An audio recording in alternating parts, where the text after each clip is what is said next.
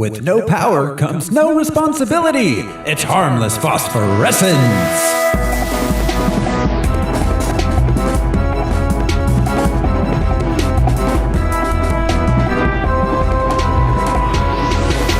Hello everyone, this is your host Throw Smiley, and like every serial killer, fantasizing just doesn't do it for me anymore. Who's joining me this week? I'm Josh DC. Can't you tell by my big titties? I'm Brian Lesh, and you can call me the lame duck boyfriend. Oh, no, I'm just standing around and... No, I'm not. I'm Alaric Weber. And this is Harmless Phosphorescence. You got me, Al. This is the podcast where we watch every theatrically released, full-length, live-action superhero movie ever made. We gather some research into the production and the source material, then we tell you all about it. This show, it is brought to you by our patrons. We got patrons like executive producers Michael Beckwith, executive producers Atticus Burkett, and many others. You can be a patron too. Just go to patreon.com/harmlessentertainment. We got lots of bonus content there. We got Star Wars stuff, holiday stuff, music stuff, stuff. We're full of stuff. So go and see the stuff of which we are full.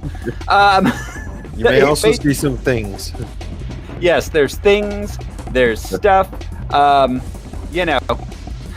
If you like things and stuff, go to patreon.com/harmlessentertainment. You have a slight chance of some rigmarole. Yeah, but yes, right. there could be some foofara. Some hullabaloo. That's right. Who's what's it? All sorts of bing bongs. This week, though, on Harmless Phosphorescence, we are watching Kick-Ass. Lionsgate's not going to like this. I always wondered why nobody did it before me. I mean, all those comic books, movies, TV shows. You'd think that one eccentric loner would have made himself a costume. I mean, is everyday life really so exciting? Are schools and offices so thrilling that I'm the only one who ever fantasized about this? Come on, be honest with yourself. At some point in our lives, we all wanted to be a superhero.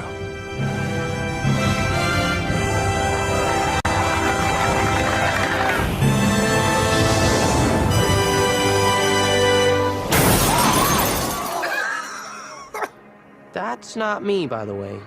That's some Armenian guy with a history of mental health problems. Why's it gonna be Armenian? How come nobody's ever tried to be a superhero? Dude, if anybody did it in real life, they get their ass kicked. They'd be dead in like a day. Comic books had it wrong. You don't need a power to be a superhero. Oh, yeah. Didn't see that, did ya?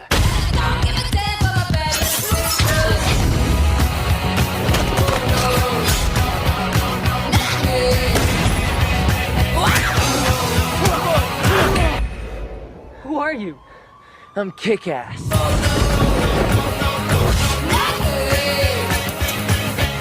So you want to play?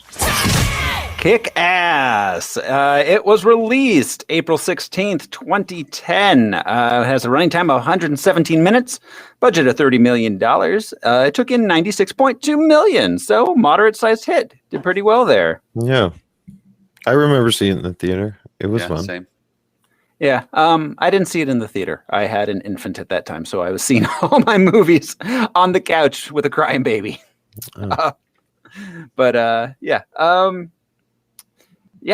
was good. I liked it at the time. But I think, fellas, are you ready to play the box office top 10 game? I wake up to do. Yes, here we go. This is the box office top 10. There's a graphic. How fun.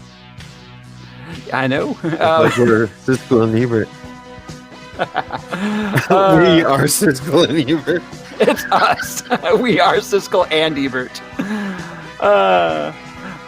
This is the game where I count down the top 10 movies of the week of April 16th, 2010. The guys here try to figure out what they are based on that description, and they also try to guess where Kick-Ass opened.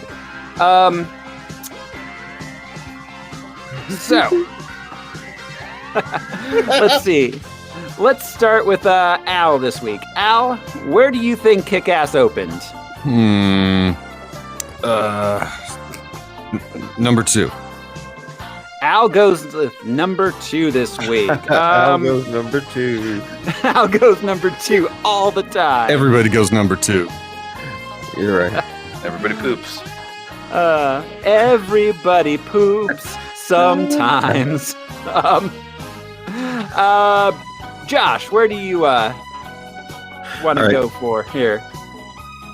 3's good, huh? But all right, 5. Okay, All right. Josh goes with 5. I'll Let's go with gamble. 2. Josh is heading down the list of 5. Brian, where do you think this opened? I'm going to go number 1, right all over it. Just He's in got my pants. Brian's number 1-ing it Yep. everywhere. All right. Here we go. This is the box office top 10. Coming in at number 10 this week.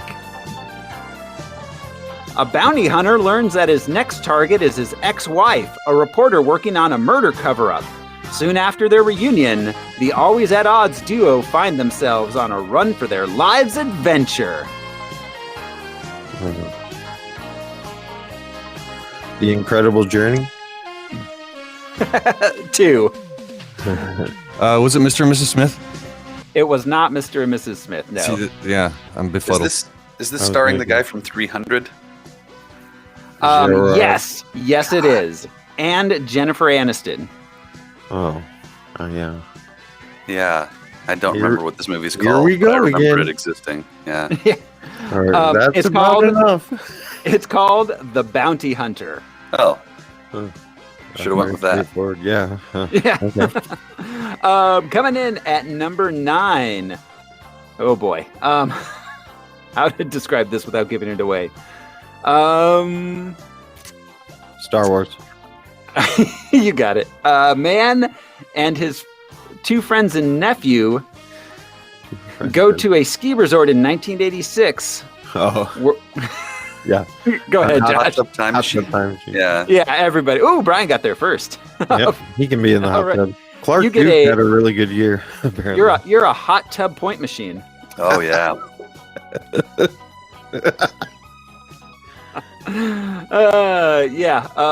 Yeah, Hot Tub Time Machine. That movie, man. Woo! Yeah.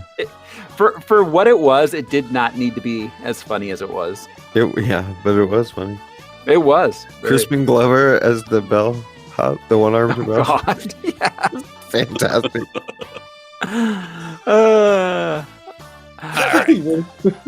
All right, so yeah, 7 are we at? No, 8. Coming in at number 8. 19-year-old Alice returns to the magical world from her childhood adventures, where she reunites with her old friends and learns of her true destiny. Heart of Dixie. This is the Helena Bonham Carter one. The Johnny Depp, Tim Burton. Yeah, so Is is Alice it in Wonderland? Yep. or Looking Glass? Alice in Wonderland. This movie was a disastrous nightmare. It was Yeah. kind of insulting. It felt aggressive. Uncanny Valley, spooky. Oh my god. I hated everything about it. It was Both of them. it completely like shit all over the book. It was an awful story in and of itself, regardless of the source material.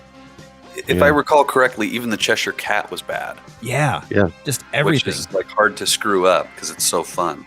Almost felt like he had one of those, like a lot of recording artists have them. Like, shit, I got to make one more movie for this contract.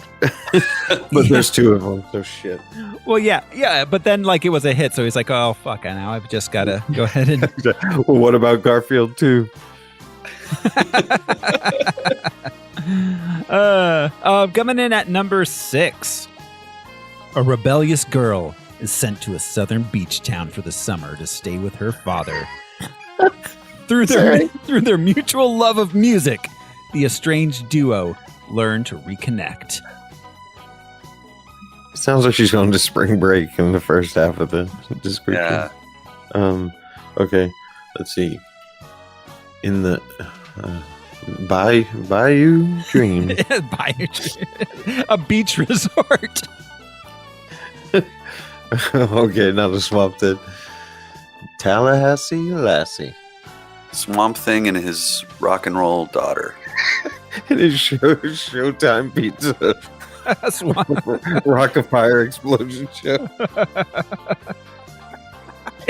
It's called Featuring. Wait, Hannah, Louisiana?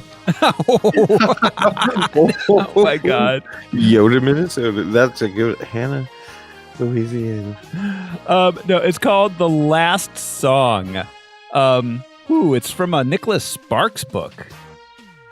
Okay. Starring Miley Cyrus and Liam Hemsworth. Oh, Wow. Miley. Oh. Weren't they married? They were at least. None of my business, were but they? I think they were married. I think they were, yeah. Or at least did. Yeah, I think they actually got married. Okay. I don't know. Coming They at in. least did it. Coming in at number 5. This was mine. The son of Zeus has to stop the minions of the underworld from conquering heaven and earth. Percy Reggie Jackson. Zeus. Yes, it is Percy Jackson. It is not Percy Jackson. Oh, it's not? And he's not. Oh, Yeah. It is. It is. Hercules? No. Clash of the Titans. The remake they made. Yeah, This is the Liam Neeson Zeus. Yes. Yeah. Or they still have standing over that table like it was the 80s version. Yeah. Yeah, like the Hall of Justice. I watched the shit out of the 80s version when I was a kid. Oh my God, yeah. Same. Yeah. I have a particular Zeus had a lot of illegitimate children. Oh, A yeah. lot. No, Who knows down on Earth are raping? no, Zeus. Yeah. It was just like He main turned thing. himself into a goose to fuck people. He wasn't Yeah, even just both. raping beings. He was like raping trees and rocks. Yeah. Like, if something existed, Zeus was gonna fuck it. He's like a teenage boy. Just like, just so In full of that sexual viral energy. video. I'll fuck anything that does or does not move. Yeah. Just specified. That is, that I is saw what that I tree know move, about. though. That is what I know about the Greek pantheon. Zeus will fuck anything. That dude fucks. Yeah, he's he's Tommy. He's Gene Simmons. Coming in, opening this week at number 4. A funeral ceremony turns into a debacle of exposed family secrets and misplaced bodies. Death at a Funeral. Yes. Woo! You get 1 point at a funeral. I get a dinklage. Yeah. With just 1 dinkle. He was in both versions. I love it. Oh yeah, he was in the British one too. And the like Chris Rock one. Yeah. Oh wow. Huh. Coming in at number 3. Oh, this movie. I forgot about this. In New York, a case of mistaken identity turns a bored married couple's attempt at a glamorous and romantic evening into something more thrilling and dangerous. Date Night. Yes. Starring Liz Lemon and Michael Scott. Yep. And number 2 this week, A Hapless Young Viking. That's it. Just him staring from ships and bluffs. Who aspires to hunt dragons, becomes the unlikely friend of a young dragon himself, and learns there may be more to the creatures than he assumed. Is that DreamWorks How to Tame Your Dragon? Yeah, How to Train Your Dragon. And number 1 this week, Brian gets it. Dave Lazuski is an unnoticed high school student and comic book fan who one day decides to become a superhero. Even though he has no powers, training, or even a reason to do so. Yeah, it's great. Yeah. And that is it. That is our box office top 10 for the week. That brings us to the comic book background. Usually Al does this, but Josh, you've read the actual comics run of this, right? I haven't read them all, but I have read the trade paperbacks of what is Kick-Ass 1 the movie and Kick-Ass 2 the movie. I guess there have been even more recent ones that I haven't read. like one titled The New Girl, and that was like 3. Anyways, so yeah, I read the first 2. As far as I mean, they did it pretty much as it is on the page, and that speaks to the fact that Mark Millar, the author, and John Romita Jr. were both producers on this. And there's actually even use of John Romita animation in it and such. So it's very faithful to it, but I'll just give you a tiny... it was originally published under Image, which I didn't realize, but they owned it. Now the trade paperbacks are called Kick-Ass, the Dave Liz Whiskey Years. But it was brief. It was originally under the Icon imprint of Marvel, and then it went to Image. So what's okay? So Icon imprint. Well, I could click on it. All right, but when it came out, the February 2008 to August 2014. Pretty much just Millar and John Romita Jr., other inkers, but his work all the way through. He's probably my favorite Marvel artist, but I've had a few. His dad, John Romita Sr., was a badass, like of the likes of Kirby and Ditko and such. But it was, it's kind of what The Boys is now, but even before that, he just wanted to make he wanted to speak in the vernacular, like you said, no powers, no real, and everybody speaks off color, and everyone is really sort of vulgar and politically incorrect, and there's a lot of violence. Yeah. Did you say in the comics? When was this published originally? 2008? Is that what you said? Yeah, it was the first run. Wow, apparently. This got made into a movie real fast. It did. Let me just double check my number of issues. 20. Yeah, so this Dave Whiskey years, February 2008 to 2014, wow. 29 issues, and now it's, like I said, a trade paperback. Wow. But a lot of what's on the page is there, and including, them battling the Genovese crime family and meeting Big Daddy and Hit Girl the same way. Okay. As in the film. Yeah. They're worth a read. They're clever and fun to look at. Like I said, totally fun and violent. Yeah. It felt really comic booky. While also feeling very fresh, especially for 2010.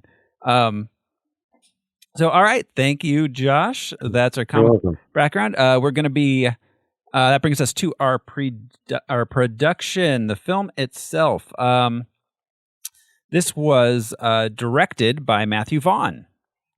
He's also a comic writer, right? Or was? He did that Stardust. All right. Anyways. Well, no. I mean, he made some comic book adaptations, but yeah, I'm thinking of Brian Vaughn. Matt. Well, I mean, Stardust was Neil Gaiman, right? But okay, we can. But yeah. he directed the film adaptation of Stardust, right? Yeah, that I knew. But he also did Layer Cake, which is a great movie. We'll see him again. He does X-Men First Class, X-Men Days of Future Past. He did the Kingsman series. Oh. I don't mean the. Ooh. I like the first Kingsman a lot. Same. Yeah. He also. I guess he's friends with Neil Gaiman. He worked with Neil Gaiman a few times. He produced a documentary that Neil Gaiman directed, which was a short film about John Bolton. Not that John Bolton. That guy. An artist, an English artist named John Bolton. So Matthew Vaughn, he does that like hyper violent, realistic stuff. X-Men wasn't R-rated, of course. They wouldn't let him do that, but Kingsman It's got that like very violent kind of thing that Kick-Ass does. I gotta say, Days of Future Past is maybe my favorite X-Men movie. Days of Future Past is really good. Yeah. Yeah. So, all right. This was written by Matthew Vaughn and Jane Goldman. Jane Goldman works with him a lot. She was a writer on Kingsman, the X-Men movies, Stardust. She also, let's see, does a lot of writing for magazines. She was a journalist, a columnist.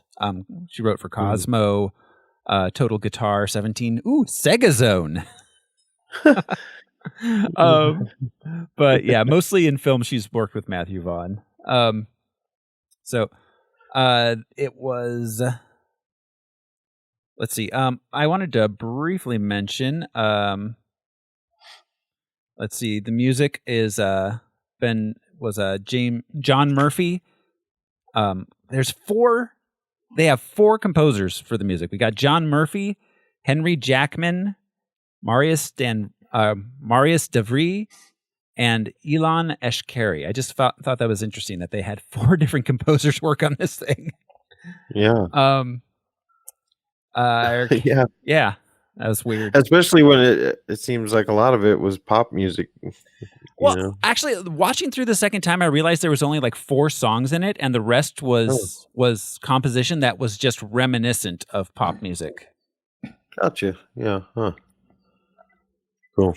So, all right, we got in our cast Aaron Johnson as Dave Lazowski / Kick-Ass. We'll see him again in Age of Ultron. He's our first Quicksilver. Well, our first Quicksilver that we're talking about here. He was also in Shanghai Nights, The Thief Lord. But yeah, not a lot of other stuff we've heard of. Godzilla. Oh, Godzilla. Excuse me. Which I just watched. I haven't. That's the first one I've watched of the MonsterVerse. I want to get up to Godzilla versus Kong, but even after just watching that and then watching this, I would not have recognized him as the same person. He doesn't look like the same visually. He doesn't look like the same as he did in Age of Ultron, which was like 4 years later. Sure. Yeah. Al, the one you watched, is that the one with Bryan Cranston? Yes. Okay, cool. Yeah. All right, carry on. Well, there are a few, they've okay. Christopher Mintz-Plasse as Chris D'Amico / Red Mist. He was McLovin in Superbad.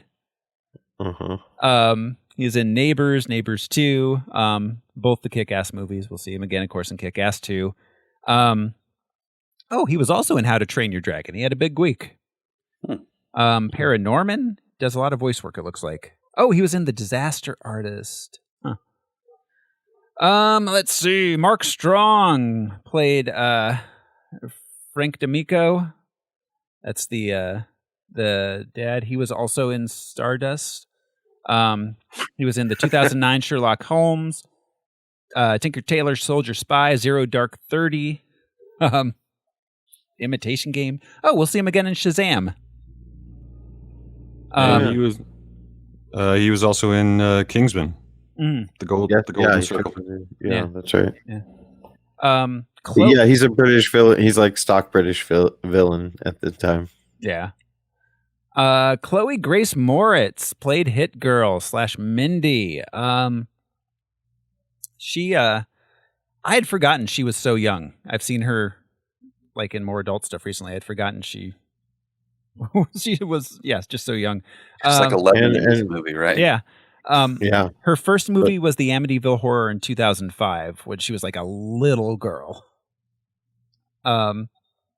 Let's see. Oh my God, she was in something called the Super Sleuth Christmas movie in 2007. That's adorable. Well, she's fantastic in this. She just crushes it. Wow, she was in 500 Days of Summer. She was in Diary of a Wimpy Kid the same year. Oh my. She let's see, after this she was in Hugo, Dark Shadows, Kick-Ass 2, of course we'll see her again. She played Carrie in 2013's Carrie remake. Really? Yeah. Yeah. Let's see. She was in Muppets Most Wanted, the Equalizer remake. God, they remade a lot of stuff. I forgot they remade. I think she's in the new Tom and Jerry movie. Even. Yeah, she I could is. be wrong. She is in the new Tom and Jerry movie. She played in the 2019 Addams Family animated film. She was the voice of Wednesday Addams. She was in Suspiria. I remember she was in a few episodes of 30 Rock. Yeah, sure. Yeah. As Jack's nemesis. Yes. We got Nick Cage. Nick Caging it up. We saw him most recently in Ghost Rider. We'll see him again in Ghost Rider 2. And Our Dreams. Yes, and maybe, just maybe, next month in our monthly movie. No, we don't know. We don't know yet. We don't know. Yeah. Lindsay Fonseca as Katie. I spent the entire movie going, where the hell do I know her from? And then realized she was Penny Mosby on How I Met Your Mother. She was Penny on Good Times. Yeah. She'll be back in Kick-Ass 2. She's also in Hot Tub Time Machine. Yeah. And let's see, what's she doing these days? Oh wow, she's in Marvel's Agent Carter. Oh my God. Why are they doing that? Okay. There's an upcoming Turner and Hooch TV series in which she'll have a main role. What the fuck? Yeah, right? Why? Oh God. Okay, so Clark Duke played Marty Eisenberg. This is the kid. Well, I know him as Clark from The Office, but yeah, he had a web series with Michael Cera like before you very early on in Michael Cera's career. I think right after Arrested Development. Oh wow, that's where I first saw him. Okay, he was in Hot Tub Time Machine. He was in Hot Tub Time Machine. Yeah, absolutely. He was also in Superbad. Yes. Let's see. Hot Tub Time Machine 2. And his most recent credit is The Croods, A New Age. Which The Croods. The entire world was waiting for a Croods sequel. It took them 5 years. No. Oh my God, 7 years to make a sequel to The Croods. Woo. His character in that is Thunk. Yes. And it makes me think that he's probably the intellectual Crude. Yeah. Because he thunk it. Yeah. Thunk. Gotcha. Yeah, of course. There's an order for Crude. CROOD.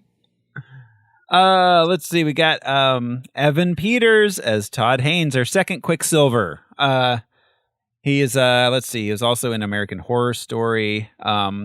We saw him most recently as spoilers, everybody, spoilers, Ralph Boner from WandaVision. Not Peter Maximoff. Ralph Boner. Still a little bit salty about that. All right. So, Sophie Wu played Erica Cho. That's the girl that is what's her name's best friend? Yeah. She's let's see. She was in, I don't know. I felt like I knew her. Like she looked super familiar, but I don't recognize any of her other credits, so I don't know where I would have seen her at. She was in Homeroom. Yeah. Filling it out, we got Stu Riley as Huge Goon, Michael Rispoli as Big Joe, Dexter Fletcher as Cody, Jason Fleming as Lobby Goon, Xander Berkeley as Detective Gigante, but he was not a very large man. Adrian Martinez, Katrina Rochel, Omar Sariano, and Craig Ferguson as himself.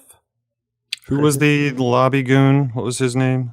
Lobby Goon was Jason Fleming. The guy that was complaining about the gun, right? Oh. Yeah. Yeah. That was dressed up as the doorman. He was Dr. Jekyll in League of Extraordinary Gentlemen. that was Okay. it. I couldn't place it But his face, okay, yeah, totally. That about rounds out our cast here. We have a couple reviews. Nicholas S. writes, essentially 2 hours of child's play. I love Chucky. No, he just wrote, essentially 2 hours of child's play. 3 stars. 3 though. Yeah. And James Z writes, provocative, smart, and a delectable new take on the superhero genre. Kick-Ass has a rare quality of both intellectual and energy generated by caricaturing and of conveying an impetuous but never self-righteous air of duty, an emphatic motivational narrative that obliquely buttresses its incult yet distinctive point of view. 1/2 star. Someone take this man's thesaurus away. 1/2 star. He wrote that and gave it 1/2 star. Yeah, it sounded like he liked it. Yeah. He called it provocative, smart, and a delectable new take on the superhero genre. Delectable. That's like, yeah. It's like a tapas platter of a movie. Though he knows his way around a thesaurus, he doesn't understand the star system. He does not. He apparently thought the fewer stars, the better. Yeah. The golf. Yeah, it's the golf scoring. So, all right, guys, that brings us to the movie itself. Y'all ready to jump into this thing? So you want to play? Yes. Yeah. Well, now I'm scared. Here we go. This is Kick-Ass. We open with some voiceover about why regular people have never tried being superheroes, wondering why they haven't. Then we get a guy in a winged suit who jumps to his death accidentally. We meet Dave Lazuski, normal high school kid. He's horny, but otherwise unremarkable. I thought it was really funny that he was looking at National Geographic photographs, but on the internet. Because there was a time when, National Geographic, was like the Sears catalog for masturbation pilgrims. But he's watching it, he's looking at it on the internet. Yeah. No, that's funny. And not a fetish website. Yeah, it is a funny joke. All right. Let's see. He's got a crush on a girl named Katie. Then his mother just dies of an aneurysm at the breakfast table. That was great. Mid-sentence. Yeah, talking about Count Chocula. Right. He bored her to death. Yeah, basically. Well, and then it cuts back to them, and it's just him and his dad, and his dad's like, did they change the B on the box of cereal? He's all no. No. No, that's all he says, yeah. One day, he wonders aloud to his friends why no one's ever been a superhero. His friends think it's dumb. Well, and they'll probably get killed on day one. Well, yeah, exactly. Which they would. Yeah, right. Yeah. I love that comic book shop, by the way, / coffee bar. Yeah. I would have loved the shit out of that. That would have been a great place to hang out when I was a teenager. Yeah, or like 18, 19. Yeah. I think it was called Atomic Comics. Is that correct? I think so, yeah. I think so. They see a kid from school, Chris DeMarco. His dad's a mafia guy. Dave tries to talk to him, but gets scared off by his bodyguard. On the way home, they get mugged by a couple of street toughs. Yeah. So it's these same two, which is not surprising, but it just makes me feel like there are different hoodlums that are assigned to different sectors. Well, yeah, you two work in this parking lot. Yeah, they just mug people and like rob cars in that parking lot alone. Right there. Yeah. And one of them, Todd or Dave, there was like, again? Yeah. They just robbed them last week. Yeah. Or yesterday. But yeah, but it's like they're bullies. It's like they're bullies taking their lunch money. Yeah. At gunpoint. All right. So then that night, Dave orders a scuba suit off the internet. Meanwhile, at his lumber company, mobster Frank D'Amico is dealing with one of his guys that says that his Coke was stolen by Superman. Was stolen by Batman, but he's like, no, I never said Batman. I never said Batman. But okay, so a Russian guy says that he sold it to him, but he says he didn't sell it to the Russian guy. It was stolen by a guy dressed up like a superhero, kind of like Batman. Mm-hmm. So Frank leaves to go to a movie with his son, Chris. He's going to get... He likes the slushy, where it's like a mix, red and blue. Yeah. Yeah, this is a funny little... Let's see, Dave Scuba... I like the red and the brown, the cherry and the Coke. Oh, yeah. Yes. Yeah. That's my preference. Yeah, that's cherry Coke. That's the way to go. Yeah. I'm going to get one of those. Dave's scuba suit arrives, and he makes a mask to go with it. Then we meet 11-year-old Mindy and her dad, Damon. They're practicing getting shot in a bulletproof vest. He's getting her knives for her birthday. When he gets his suit, he's talking about, he says it didn't take a trauma or cosmic rays or a power ring to make a superhero, just a perfect combination of optimism and naivety. Yeah. Yep, that's true. Yeah. Yeah, so for a few weeks, Dave trains for his new superhero life, mostly just kind of like punching the air and jumping around in an alley. Yeah. Back to the McCready's in the bowling alley.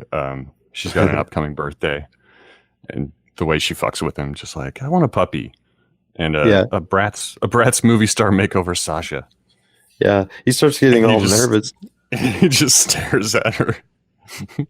Are you shitting me? Dave comes up with his name for himself, Kick-Ass. Then one day, the way the suit was underneath his clothes is like sticking up. Yeah, it was not hidden at all. It was not hidden. And it must have been been out of his sleeve. Yeah, it must have been very hot also, just in walking around.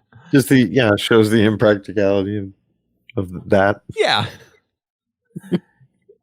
Yeah, it's shocking that Superman's suit never showed from underneath his clothing because it would be visible. He wears white shirts. Yeah, or Spidey. Yeah, any of that. Peter. All right, then one day he sees the same two street thugs breaking into a car.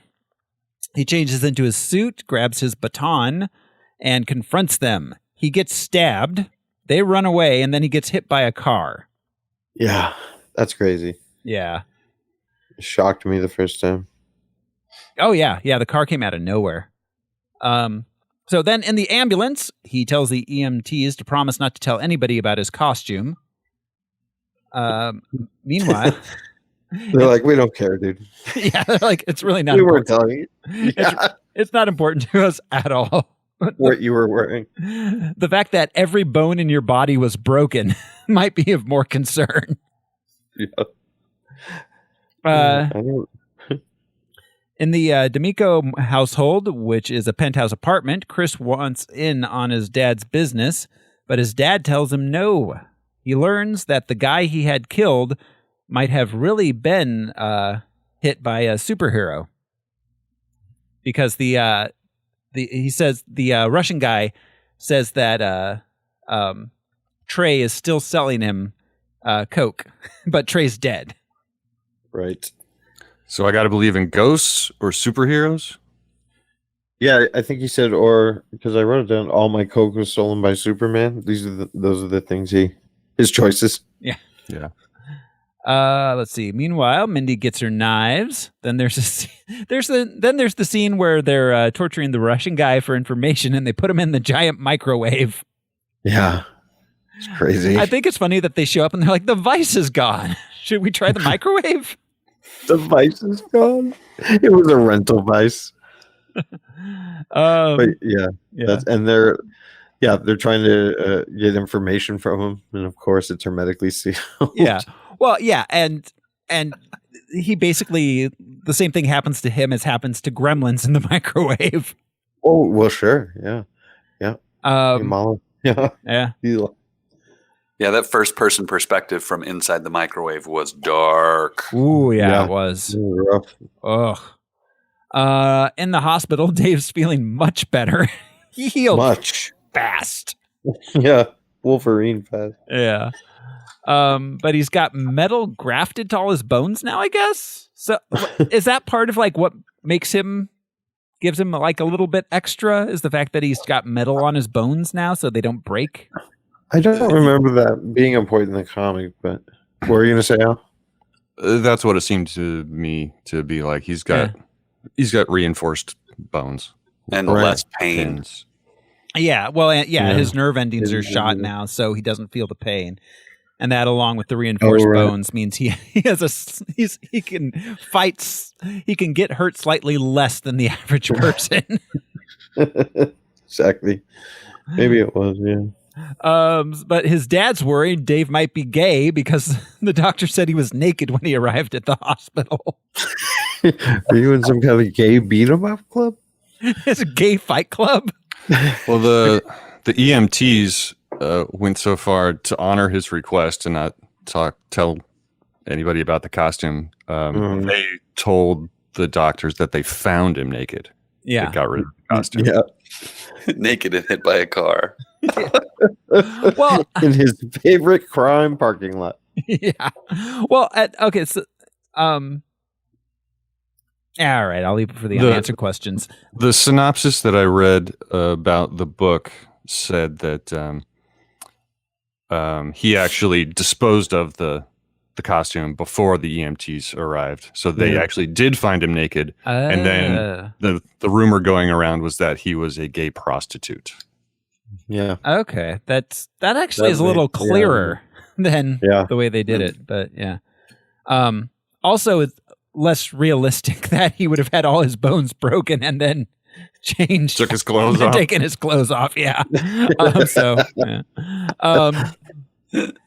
Yeah. All right. So yeah, he heals, goes back to school. He can't feel pain very well now because his nerve endings got messed up in the incident. Katie asks him to hang out, but his friends inform him it's because she thinks he's gay.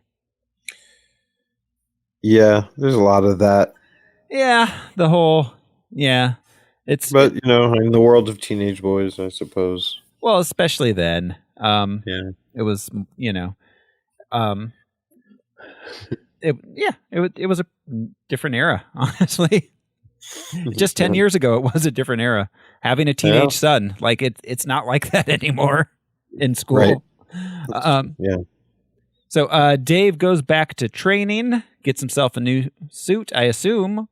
That was what I was going to ask. Like, did they get rid of his suit? Because most, I thought they cut it off. They cut it off. Like, so he'd have to order a new scuba suit, I guess. Right. Yeah.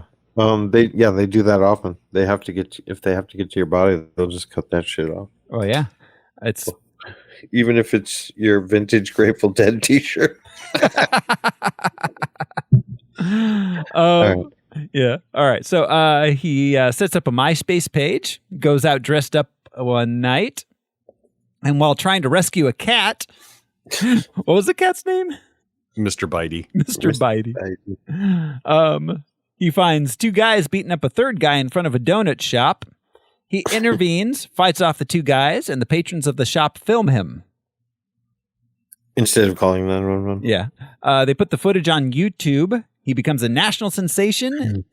Gets on the news. His MySpace page has 16,000 followers, millions of views on YouTube. Everybody loves him.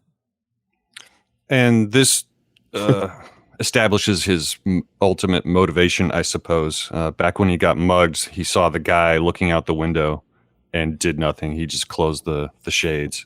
Right. And he says to the three attackers, about like three guys beating up on one guy while all these people watch. Yeah. What's interesting about that is, I'm sorry, go ahead. Oh, and you want to know what's wrong with me? Yeah, I'd rather die. Right. And I'm the crazy one. Yeah. I'm not sure why they changed the name to D'Amico, but it was Genovese. Mm-hmm. And actually there was a woman in the 60s. I can't remember her first name, but a very famous story of her being basically sexually assaulted and murdered on the sidewalk while people watched from their windows and nobody called anybody, which is fucked. Yes, it is. But yeah, I love his point. Like I'm the weird one, or I'm the crazy one. Yeah, exactly. All right, so then hanging out with Katie, he learns that she's having trouble with a guy named Razul that she knows from her volunteering at the needle exchange. Also, she definitely thinks that Dave is gay. And he definitely goes along with it. Yeah, it's like, if I pretend I'm gay long enough, she's bound to want to have sex with me. It's that teenage boy thought process. Yeah, you gotta play whatever cards you got. That night, Kick-Ass goes to find Razul. Razul and his buddies beat him up pretty fast. Then Mindy shows up. She's dressed Tases Razul in the face. Yeah.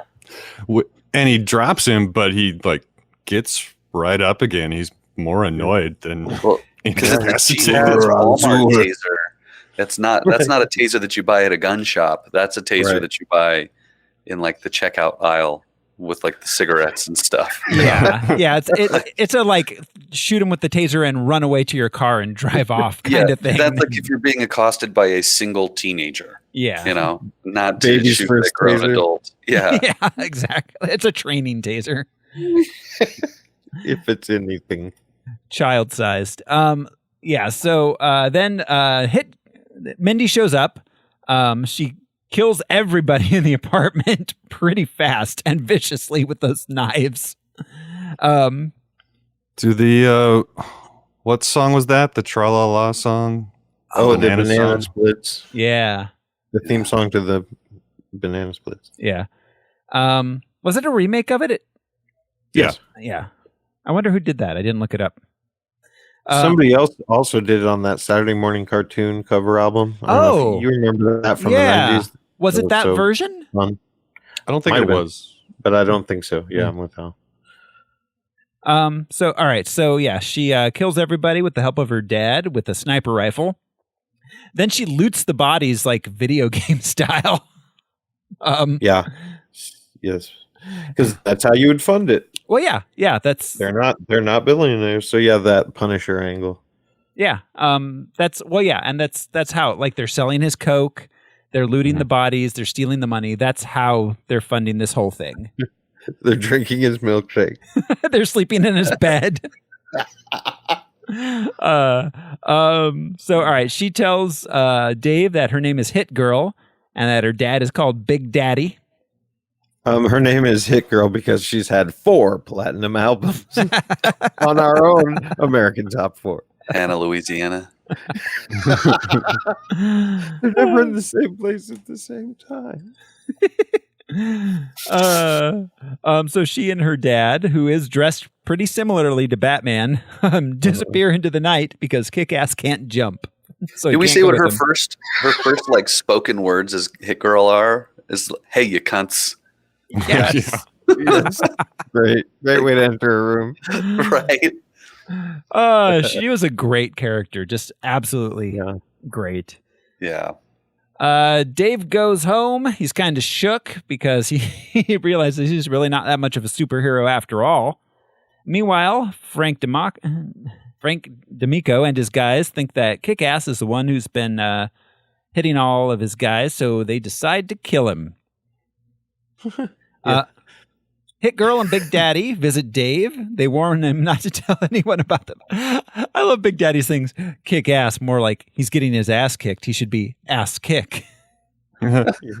Like, yeah. The way he talks. His nervous laughter. Oh, he's emulating Adam West. Yeah, Adam West. He said that. Yeah, he's totally doing Adam West. So Nicolas Cage again gives like such a Nicolas Cagey performance.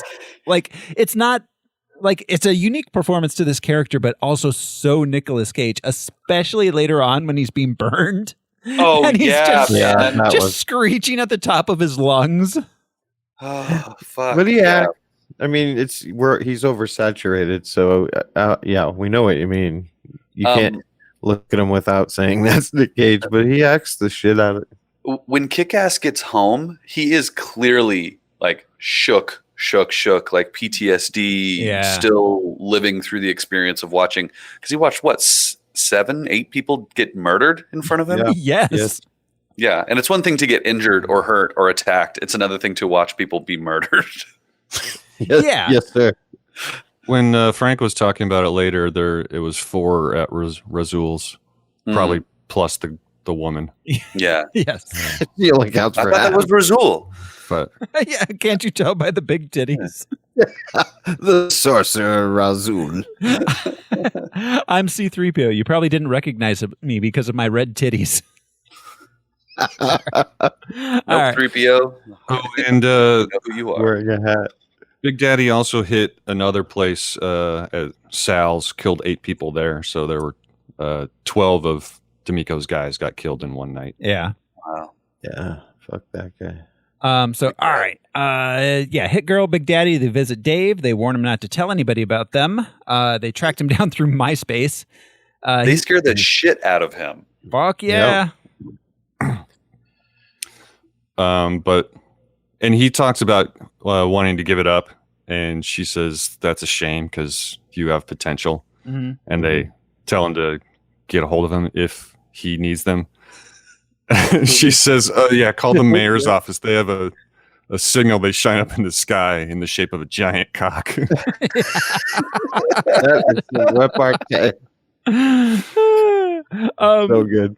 Well, But so then the actual instruction is to put on your website that you're on vacation. yeah, on We'll vacation. find you. But He's like Deep Throat, move the plant from one side of the fire escape to the other. Sorry. as they're leaving, she blows him a little kiss. She definitely has a little crush on him. Yeah. Well, I think they explore that in the second movie, don't they? I think so. I've never seen the second one. I hope. I mean, that not a it's romance. years away from this movie because God, she's like 11. But I vaguely remember them touching on that. Yeah. Okay. Well, he's really all she has after, Well, this yeah. point. After this movie, yeah. Well, and that's just teenagers is like, a 16-year-old boy is an adult to an 11-year-old. Oh yeah, absolutely. Yeah, right. Yeah. Well, yeah. And when you're going through puberty, like if you see one eligible person, you're like, that's it. It's the love of my life. That's the only person in her age range I think that she interacts with because she doesn't go to school. She just gets shot by her dad. And then lunch. And then shot again. Then Jim. He's like, I'm homeschooling. Yeah. So, Wow, all right. wow. So, Frank calls up the crooked cop on his payroll, tells him to arrest Kick-Ass. Big Daddy and Hit Girl kill a gangster on Frank's payroll in the car crusher thing. That was brutal. Yeah. They popped him like a Oh my boil. God, when he explodes. Jesus. Yeah. Oh, Woo. well, that was very realistic. Yeah. Then Dave applies some tanner to Katie. That was also brutal. Dave. That weird point of view shot of him looking down her back. I was like, this is fucking weird, man. This shit just took a weirder turn than anything thus far in the whole movie. But yeah, well, because this was 50%, raunchy teen comedy and 50% super, R-rated superhero. He just kept doubling down on the I'm your safe gay friend thing, and it went way too far for his own comfort. Yeah, that's what I meant earlier. I didn't put it that well, but yeah, they leaned into the gay thing a little. Yeah. Well, yeah. I understand it's the parlance, but 2015? 2010. Holy We're in shit. 2010 still, Josh. Oh, we did 2015 monthly. Yeah. But anyways, it was but it had that fun violence that I think we brought it up before that Korean gangster movies have, and sort of what Tarantino tried to do with Kill Bill. Yeah. Exploding blood. Yeah. Basically. And swords and flips and jumps and using other people's momentum to propel yourself, and fun action. The when she fights the guy with the butterfly knife at Razul's and she throws hers at him and then comes flying immediately after it to kick it into his chest to kill him. Yeah, shit like that. Where it's like, whoa, it's overkill, gratuitous overkill. Yeah. So meanwhile, a cop breaks into Big Daddy's place. It's his old partner, Marcus. We learn through a comic that Big Daddy Drew that he used to be Big Daddy's House, starring Martin Lawrence. Big Daddy used to be a cop. Frank framed him as a drug dealer because he wouldn't go on his payroll. Well, in Gigante or Gigantor, what's Gigante? Yeah, Gigante. He's the one who framed him and took the place of Big Daddy in the possibility of working for what's his name? Yeah, for Frank. Yeah, it's interesting to see that in a comic. Yeah. So, Big Daddy went to jail. His wife died in childbirth because of drugs and depression. Marcus, a suicide attempt, obviously. Yeah, exactly. The body has ways of shutting these things down. Marcus ended up raising Mindy until Big Daddy got out of jail. When he did, he took Mindy back, started training her as a hero to get revenge on Frank. This is straight up child abuse. Like, we just need to acknowledge the fact that, like, training your kid to fight crime at, like, age 6 or 5. That's not okay. Straight up child abuse. Yes. It is like, there in no world is this okay. No, it is not. And maybe in a post-apocalyptic world or something, or like a Spartan society. Sure. If the Earth's been Cronenberged, go for it. But exactly. Like, but until then, don't shoot your 11-year-old in the chest. Yeah, just seeing the fact that his partner raised her to be a normal kid, and then he gets her and he's like, sweet, that's when your training begins. Like, oh no. Bye-bye childhood. Yeah. All right. So hello, New York. All right. Then let's see. Marcus wants him to stop. He says he'll never stop until Frank is dead. Then Frank just sees a random dude on the street dressed as Kick-Ass and murders him and an innocent bystander. That's totally the same actor. That's totally him in the suit. That is probably not another human being. No, that was just like a pickup shot. Like, they just didn't want to put the suit on somebody else, but he's walking just the same. Yeah, I was like, that has got to be him. Or his stunt double. That, you know. Oh yeah, that could when he be. gets kicked in the head, you know. But yeah, that was immediately my thought was like, that looks too much like him. And the suit is the exact same suit. It would, yeah, it's probably him. But yeah. But all right, so Katie learns Razul is dead and takes solace in her gay friend Dave. Then Chris tells his dad. This is where she mentions, like, it. She says it totally sucks that you're gay. What a weird thing to say to someone you think is actually gay. Yeah, like you do realize that's offensive, right? Right, yeah. Okay, my bad. It's too bad. Yeah, too bad. Then Chris tells his dad he has a plan to help him catch Kick-Ass. His dad reluctantly agrees to go along with it. Dave and his they have to sacrifice a kingpin or like one of the figureheads in the gang. Guys, it's like Louis. And Louis like, no, what? Like, fuck Louis, I hate that guy. Or no. Louis like, the room, boss. It doesn't have to be Louis. How about Tony? Yeah, fuck Tony. Yeah. All y'all motherfuckers. Tony's an asshole. He doesn't love Raymond. All right. Then Dave and his friends learn there's a new superhero in town called Red Mist with that like late 2000s scene kid haircut. Manic Panic. Woo! Yeah, that Karen haircut. Yeah, but like, yeah, that was some like real Panic at the Disco era stuff going on there. Let's see. It's Chris, though, obviously. Dave's pretty jealous because Katie and all his friends think Red Mist is cool. But Red Mist, when he's on TV, he claims to have been inspired by Kick-Ass. Yes. It was part of his plan to get in his good graces. It's like, Red Mist, have beaten out Polar Ice Mountain Dew to be the most powerful superhero. Red Mist. Let's see. So, Kick-Ass gets a message on MySpace that Red Mist wants to meet him. They meet up in an alley and go for a ride in Red Mist's car. He gets a message that Tom wants to be his friend. Yeah. Good old Tom. I miss Tom. Red Mist says that he wants to be Kick-Ass's sidekick. Yeah. Yeah. Which is a good plan. Yeah, Sorry, he knows go all ahead. the buttons to press. Yeah. Mhm. Yeah, he's really working him. Although, I mean, there's a little, I mean, he later on we find out he's really actually doesn't want anything bad to happen to Kick-Ass. Like he's actually really respects him and like is upset when his dad's, like going to kill him. So, I feel like it was only 75% bullshit. Well, yeah, I I think see it's that. been done before. For some reason, I remember in The Incredibles, but like where the villain is totally into the good guy, but he's just the bad version of that, or puts himself in that image. Yeah. Yeah.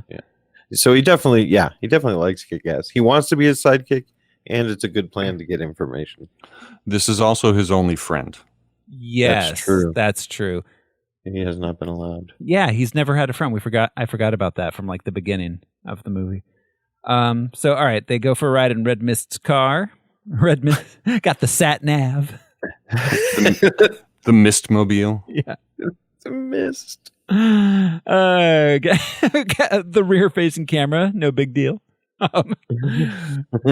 Red Mist tells him he knows of some crime happening and convinces him to go fight it. It's all a setup, though, and he texts his dad's guys. They're waiting for him at the lumber factory. They arrive there. It's on fire. Everybody's dead. Red Mist and Kick-Ass rush in. Red Mist grabs a teddy bear that's on a shelf. All the people, though, are dead. Why'd you grab the teddy bear? I don't know. That was a great reaction to that, like just covering for himself. Yeah. Right. Yeah. Instead of my coming up favorite. with some story. Yeah. Just like, Right. I don't know. There was a fire, dude. Fuck. I was panicking. I don't know. Yeah. Chris goes home, shows his dad that the teddy bear had a camera in it. They watch the footage and see that it was Big Daddy that killed everybody and burnt down the warehouse. Frank orders his apartment on lockdown. In the footage of Big Daddy, he had the yellow grenade attached to his chest. It resembled to me like a police badge. Oh. In certain Okay. shots. All right. That makes sense. Yeah, I see that. Marcus informs Big Daddy that Frank knows that it was him that did it. Big Daddy tells Mindy it's time to go kill Frank. Dave sneaks into Katie's room, reveals to her that he's Kick-Ass and he is not gay. I loved her reaction. Like her reaction to him being Kick-Ass is less than her reaction to finding out he's not gay.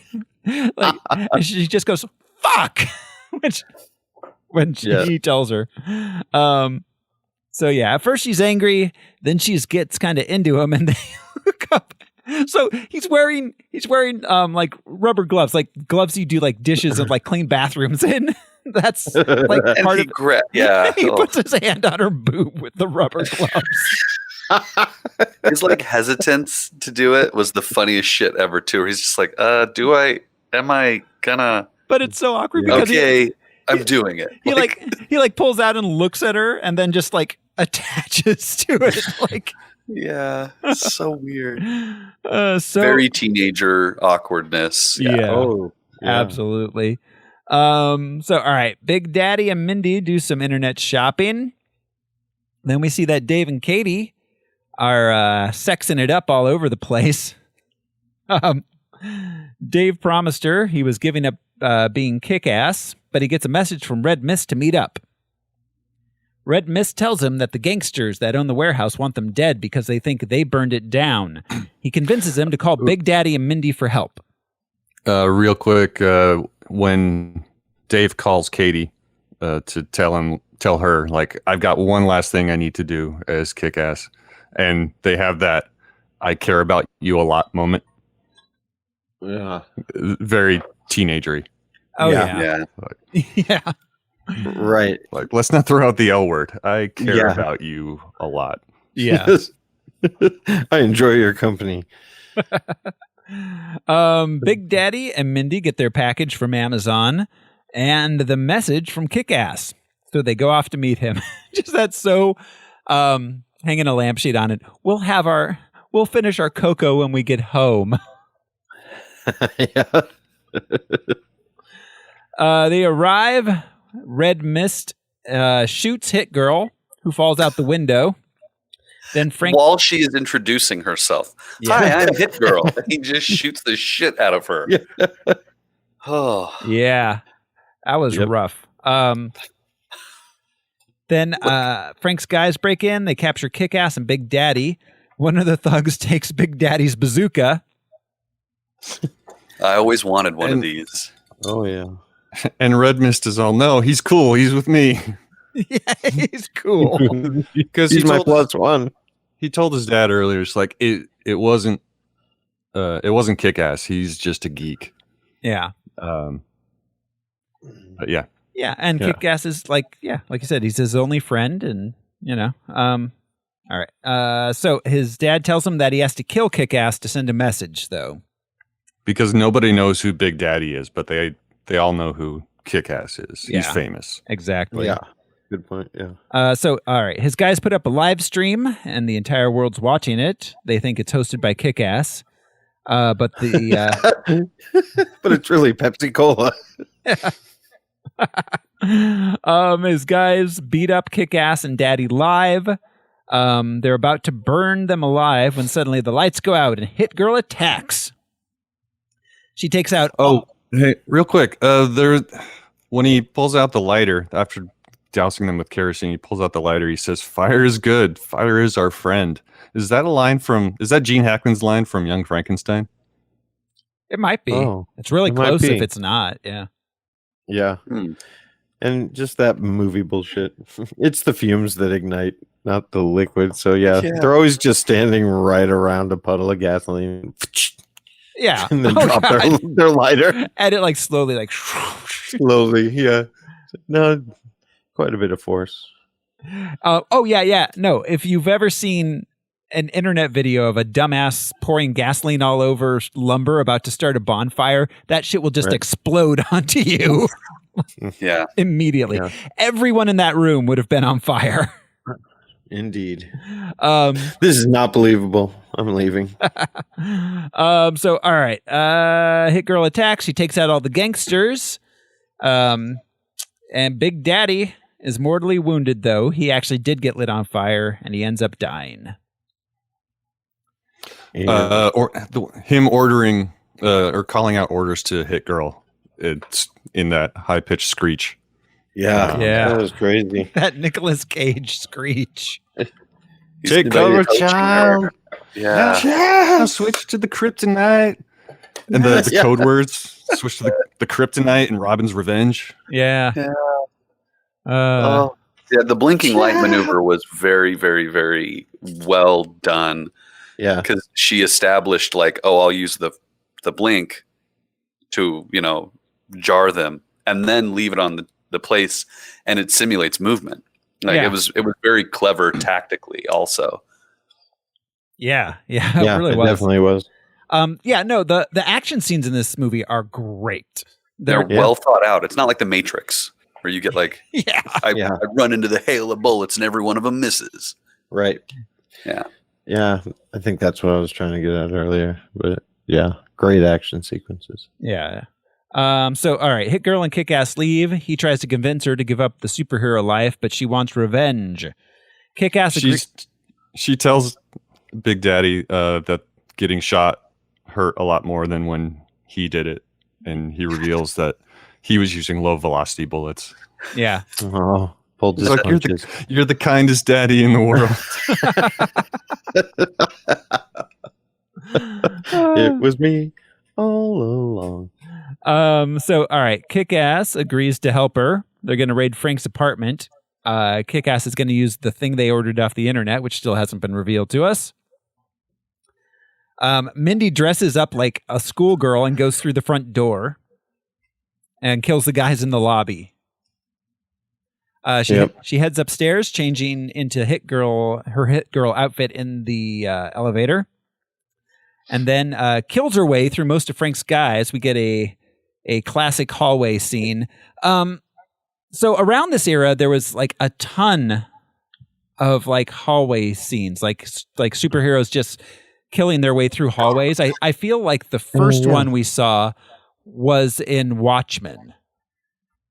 Yeah. But it was a trope for a good 5 years or so. It kind of culminated in like the Daredevil Netflix. Yeah, each Defender's season or character season had a more and more and more intense and long and ridiculous stairwell or hallway, enclosed space. Yeah. Yeah. So yeah, this is kind of like full on in that trope, just killing your way down the hallway. Right. And, the bad guys fall as you get to them. And it's as if the bad guys are waiting for their turn. Nobody like shoots her while she's fighting. So, do you know what I mean? Yeah. Nobody ever takes the opportunity to shoot the hero. They're like, oh, I'm next. Okay, now me. Well, yeah. And like, so occasionally like they'll be shooting, but the bullets are like just missing completely. Yeah. Yeah, this is the Matrix sequence, definitely. Yeah. I appreciated the one death where she like sweeps a guy's legs and he falls over on his own shotgun and shoots himself. Yeah. Well, and she's not moving straight down the hallway or zigzag down the hallway. She is moving along the bookshelves, along the walls. Well, and like up and like a down, Spider-Man. zig and zag, like all over the place. Like she's like a gymnast. Like she's just flipping, twirling everywhere. So she would be hard to hit. Yeah. All right. So let's see. There's only a few left at this point. She's in the kitchen hiding. She made it down the hallway into the kitchen. The one thug grabs the bazooka. He's about to kill her when Kick-Ass arrives, coming up the side of the building on a jetpack with Gatling guns attached, and kills the bazooka guy and the remaining other couple guards through the window. You mean Bazooka Joe?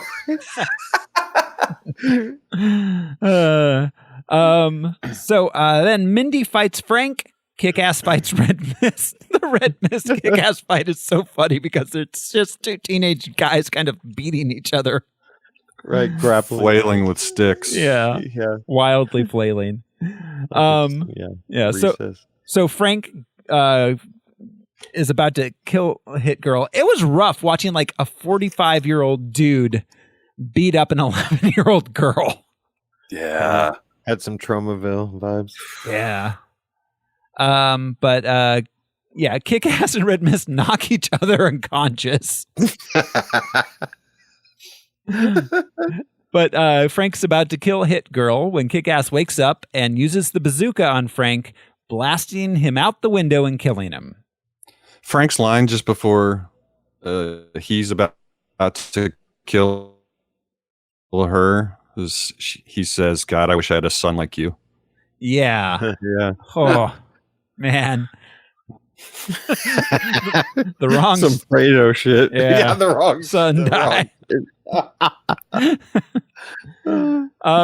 Kick-Ass takes Mindy and flies away on the jetpack while Chris wakes up. He sees them fly away and finds his dead dad. Dave and Mindy reveal their true identities to each other atop a roof. Then we find that Mindy moved in with Marcus and started going to school at Dave's school. We learn that Kick-Ass is retired, but there's lots more new superheroes, and Red Mist is now a supervillain. Roll credits. As a great man once said, "Wait till they get a load of me." Yep. And he changed to Orange. Is he Orange Mist in the next movie? Yeah. No, his name is the best. He has the best villain name ever. Okay. We'll wait. Yeah, I don't want to give it away. Yeah. Okay. It's very vulgar. It's so good. Yeah, and has like a goalie mask on. Did we mention that this is McLovin? Yeah, we did. Yeah, we Okay, mentioned it at the beginning. okay. McLovin, yeah. Uh, But yeah.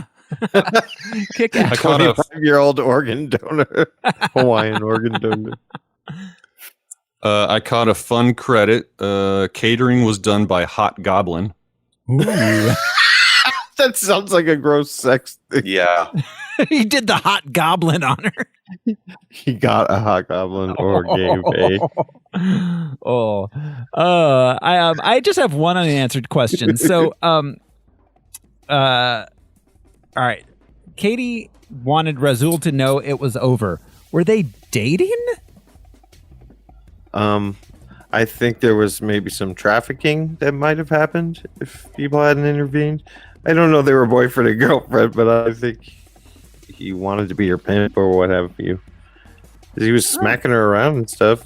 Maybe she thought they were in love. But I could tell by all those other hookers at his apartment that he's not in love. Well, it's He's just not emotionally available. Yeah. Obviously. It was just weird because like she's this suburban teen who met him through the needle, like volunteering at the needle exchange, and then like got romantically involved with him somehow. Well, because she is naive and like thinks everybody is good in heart and wants to help people. Yeah. Yeah. And he's a video game playing pimp. PIMP. Not emotionally available.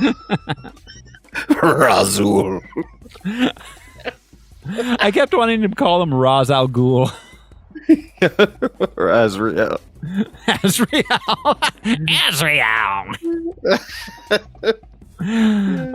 So yeah, I dug it. I dug the movie. Yeah, it's incredible. Does anyone remember the Always Sunny episode where they, for Charlie's birthday, they try to plan a party and they go hang out with those guys that they met under the bridge? No. And no? Oh. It's the same kind of thing. This creepy, like, coked up dude is playing video games. There's a plastic tarp and people are having sex behind it. It reminded me of this so hardcore. All the tropes that they used visually, they had the houses in Queens, the cemetery, the rooftops. Yep. It was a lot of imagery. All very well done, very reminiscent of Spider-Man specifically. Yeah, absolutely. The reveal of the jetpack was an incredible touch because they're like, "Oh yeah, put it in the shopping cart. We'll get it." And then she looks at it, and all you see are 4 or 5 inches of Gatling gun barrels sticking out of the box. Yeah, it's like it didn't look like that because it didn't have Gatling guns on it. That I remember seeing it in the theater and being like, "What the fuck are they talking about?" Right. Yeah, they did a really good it was job. a good reveal. Yeah. The level of violence was awesome. Very just so bloody and funny sometimes, but gory. Yep. They started incorporating that a lot. I was thinking specifically of like Titans, the series on DC. Was very fun and bloody, and although it was animated, Harley Quinn, the series, same thing, was just very hardcore and violent. Yeah, Titans was, you're right. But a lot of blood. Fun. Yeah. Tonally, it reminded the tone of the violence reminded me of Deadpool a lot. Where he's putting the like cigarette lighter in the guy's mouth and holding his mouth shut and saying something pithy. Yeah, R-rated but still cartoonish. Yeah. Yep. Yeah. Every time that Hit Girl was murdering people, I was laughing, and I was like, I feel so awful about this, but this shit is hilarious. Yeah. And she's basically running on air, from bad guy to bad guy. She weighs 80 pounds or less. This is probably a really fun movie for her to make also. Out of all the people on the cast, I think that she probably had the most fun and grueling work out of everybody too. I bet, she was great as well. She pulled it off. Yeah. I believed her ability to do these things, which is weird because it's like just a kid. I wonder how they worked her stunt double, because they would have had to have a very small stunt double, but I can't imagine it was another 11-year-old. Oh yeah, I'm only Milhouse when he gets hurt. Yeah. So all right, guys, any last thoughts? No. You ready to rank this thing? Yep. All right, let's see. Where are we going to be putting this on the list? So last week we had Defendor, which we put at number 15. This is similar-ish. Yeah, it is. Way less realistic than Defendor, but way less depressing too. Yeah. Better than Defendor, I think. And the end result, the movie itself was a better movie. It was more fun. Yeah, it was. And it kind of like set the stage for a lot of movies like this. Whereas like Defendor, no one will ever remember that movie. No. But we were talking about the comic or the cartoons, and this made me think of Deadpool so much. Mm-hmm. Yeah. So we'll put it where Defendor is and knock that down one. I mean, I'm thinking even higher, honestly, personally. I think this was better than Hellboy 2. Yeah. Yeah, me too. You know? Better than Top X2. 10. I think it's better than X2. Was it better than Watchmen? I mean, that's a challenge. I mean, parts of it, yes. Yeah. But they're different. Yeah. They're very different. Very. Yeah, Watchmen had a lot more. I would say it's writing on better than Hellboy. I could argue that, you know. Yeah. Sorry, Ron Perlman, but yeah, I could see it as being better than Hellboy. I think that's kind of the area we're looking at for sure. Al, what do you think? I concur with that diagnosis. Thank you, Doctor. is it Malignant? It's I benign. think it could go where X2 is and knock that down. At number 9, right below Hellboy? Or right above a Hellboy, I think we're saying. So I'm good with either. I'm good with all of it. No, this is legally binding. What do we think, guys? Put it between Watchmen and Hellboy? Yeah, I'm putting my vote on that one. That's a good spot. Yep. All right. Let's do it then. We are putting on our big list of the best of every superhero movie ever made. Kick-Ass goes at number 8. Woo! Way up there. Top 10 movie. And that's it. We are calling it done on Kick-Ass, which means it's time to look to next week. Next week's movie is going to be Iron Man 2. Yes, I love this movie. Yeah. Yes, I want my bird. Yeah. Make it work. It's one of the MCU movies I've seen the least. I think twice. I've only ever seen it once. A poorly streamed experience back On an when airplane. I had really crappy internet. It's the third lowest rated MCU movie in according to Rotten Tomatoes. The only ones lower are Hulk or the Incredible Hulk and Dark Thor: World. The Dark World. So, Well, we'll see. yeah, next it'll be week. interesting to see next week. Iron Man 2, everybody. We'll see you then. Until then, thanks for hanging out with us on Harmless Phosphorescence. This has been your host, Throw Smiley. I'm going to go check my MySpace page. It's been a while. I'm Josh Cece, and the name of my sex tape is One Night in Spider-Man. They call me Ass Kick, but you can call me Brian Lesh. I'm worried I'm not going to find out what happened on Lost. I'm Alaric Weber. You weren't missing Nobody anything, did Al. Yeah. I hate to break it to you. You'll never find out. Thanks, everybody. We'll see you next time. Bye. Thanks, guys.